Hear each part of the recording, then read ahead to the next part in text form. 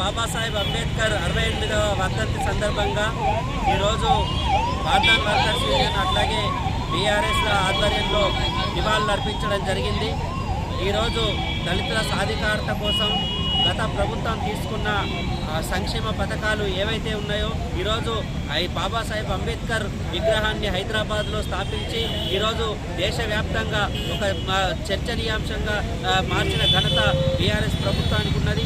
ఏదైతే అది కేవలం వాటి విగ్రహాలకే పరిమితం కాకుండా దళితుల ఆర్థిక అభివృద్ధి కోసం కూడా సంక్షేమాని కోసం కూడా కృషి చేసిన ప్రభుత్వంగా వెలుగొందింది. అదే దళిత బంధు కానీ, బీసీ బంధు కానీ, మైనార్టీ బంధు కానీ ఇట్లాంటి అనేక సంక్షేమ పథకాలు రాజకీయంగా అనే కాకుండా ఆర్థికంగా కూడా వాళ్ళు అభివృద్ధి చెందే విధంగా రాజ్యాంగబద్ధంగా అంబేద్కర్ ఏదైతే రాసిపెట్టిందో అది ఆచరణ రూపంగా తీసుకొచ్చిన ఘనత బీఆర్ఎస్ ప్రభుత్వానికి ఉండే. కానీ ఈరోజు ఏదైతే అంబేద్కర్ ఆశయ సాధన అంటే ఆయన ఆశయాల్ని ఇంకా ముందుకు తీసుకెళ్లడం కోసం, పోరాటాన్ని మరింత ఉధృతం చేయడం కోసం, ఈరోజు తెలంగాణని మరింత అభివృద్ధి చేయడం కోసం, దళితుల సామాజిక అభివృద్ధి కోసం కూడా కృషి చేయాల్సిన అవసరం ఉన్నది. అందుకోసం ఆ విధంగా పునరంకితం అవుతామని చెప్పేసి ఈ సందర్భంగా